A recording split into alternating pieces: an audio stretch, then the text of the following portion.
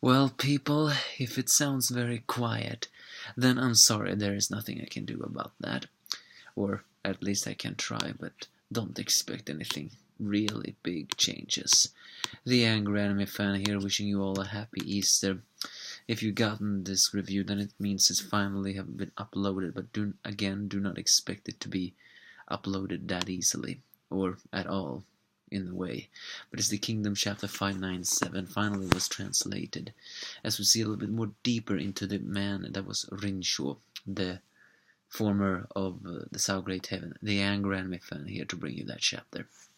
We see the flashback when Rincho had another talk to his two most trusted vessels about a subject about the land that they called home, and they recall, and then we get a flashback in a flashback as Rincho actually talks about the time he and his vessels confronted Uki. No, not exactly on the battlefield per se, but they were separated by a large river. Of course, the one who protested most to this was Rukumi. Man, I really hate him. But you know what is so satisfying about this chapter is the fact that even his, well, not his, I mean, he was part of Uki's army.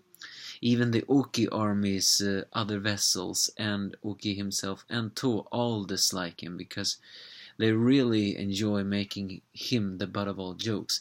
And given the fact that he's so hot-tempered, I guess that makes sense.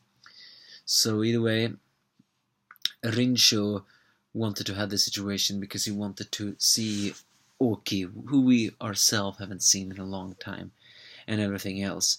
The strange thing is, though, that he calls Oki someone who is filled with pure innocence, which is pretty strange. Normally, as someone would actually say that he is, bloodthirsty. But he apparently is saying that the same was with this Queen King. An innocent that has the eyes of a young boy and yet still has the title of God of War.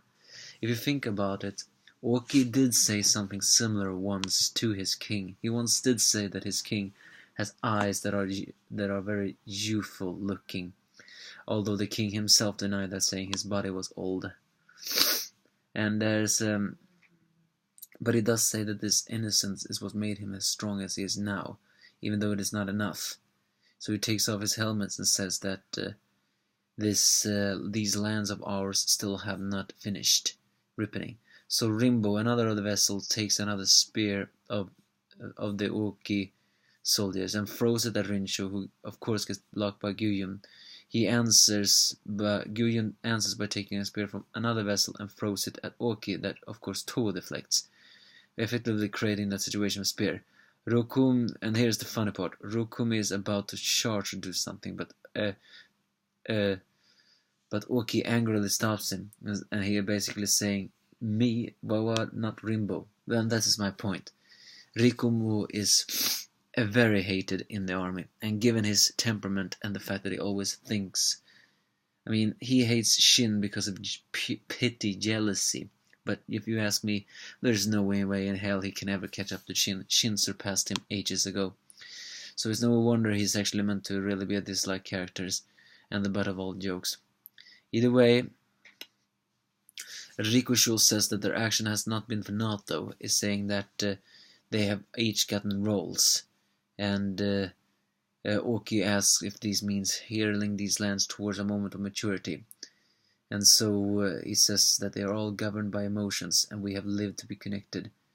However, the funny thing is that Rincho himself also were looking for a way to unite China, sort of. He did that in a very poetic sense, like saying, many long years these lands have long waited for that fateful day. Rincho was an enigmatic man, and if not a little bit delusional, but that could also be a point of his sickness. But I will never bash a man who has a very poetic spirit. The way he spoke of this was very poetic, almost like the Queen King as before, but a little different.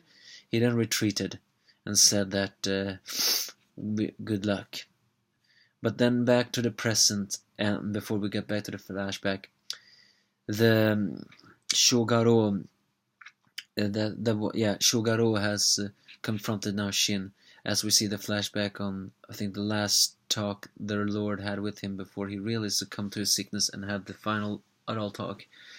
What he actually said that day means that the lands had grown tired of war. After all, China has been at war for 500 years or so. And this is what I meant by Rinchu was actually waiting for a man to, or wait, he predicted that the lands were waiting for someone who would unite them.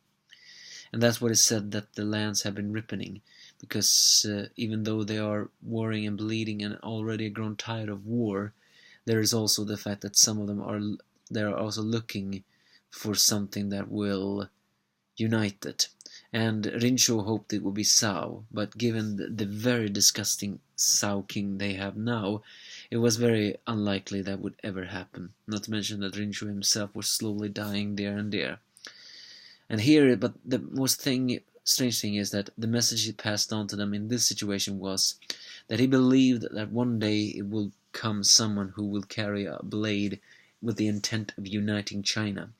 But instead of supporting that person, they would kill that person.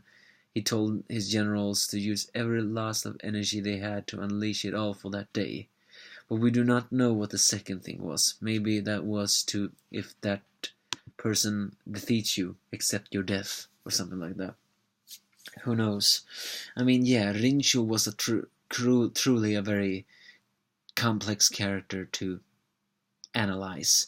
He did not do warfare just for the sake of warfare. No, he wanted to unite China as well, and was a loyal man of Zhao. But he was also a very charismatic man and a very poetic one. Even Oki found him a bit interesting.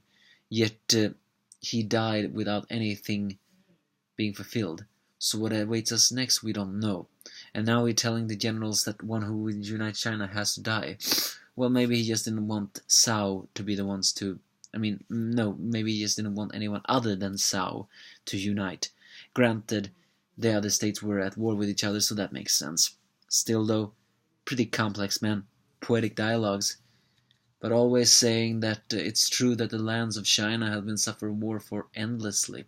It's truly been tired of war and never knowing true peace. But there is also ripening for something else. A way of peace. Yeah, one wonder really. We saw Oki again after a very long time. That was very welcoming. But now Shin is battling Shogaro, who is unleashing it all. We'll see soon the outcome. Give me your thoughts if you have any, and happy Easter again.